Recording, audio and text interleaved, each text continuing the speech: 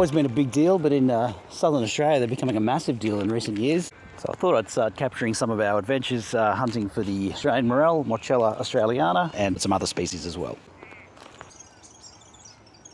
Yeah, so habitat for these guys seems to be semi-open eucalypt woodland in spring, often granite country. Sometimes it's areas where greenwood orchids, native orchids pop around sort of craggy hills. The spot we found them locally near the Dandenongs was quite different to where I found them as a kid near Wangaratta. This area was actually like a shallow, sandy, dry sort of creek bed in eucalypt forest. And then unfortunately in more recent time flooding moved clayey sort of silt over the area and suppressed future fruiting, so it's not as prominent as it has been.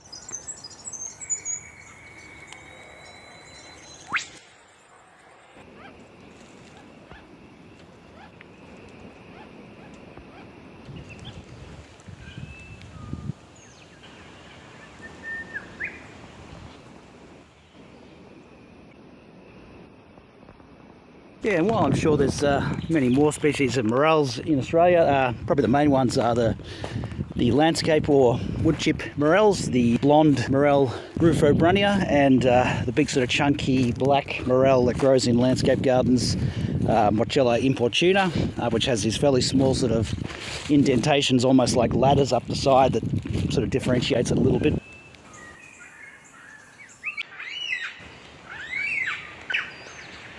Then of course there's the fire morel, Eximia.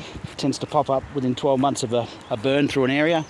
I'm actually heading to a place later today that's got a burn in the last 8 months. It's probably a bit dry now, but I thought I'd check it out anyway.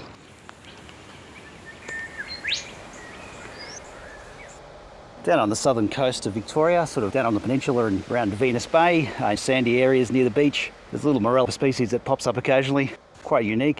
DNA sequencing seems to put it pretty close to Morchella palazonii, but it's actually a distinct species, so it's not quite a match, but it's pretty close to that. These photos were taken by Tom down on the peninsula. Thanks, mate.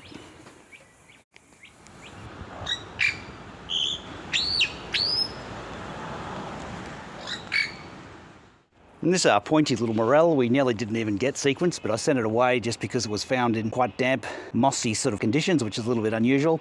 Came back somewhat of a match to Australiana, but also a sequence for Tasmanica, which is a supposed new morel species, so a bit of an atypical one, so I thought I'd mention it.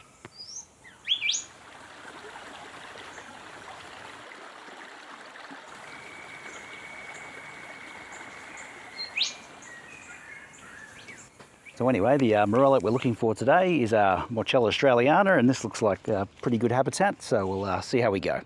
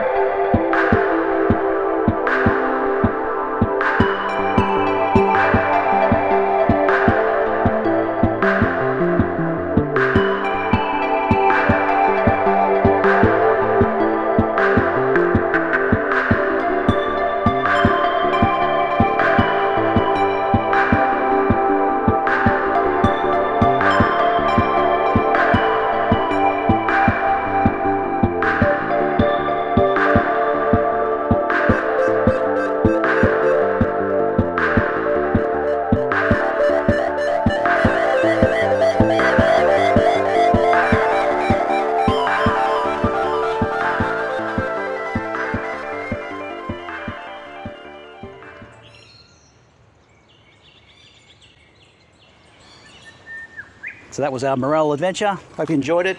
Thanks to Jason, Jeremy, Kate, Martin and Yannick for chatting to me about these over the journey. Thanks to Tom for the photos from down on the peninsula, and thanks to Ava for helping us interpret some of our DNA results.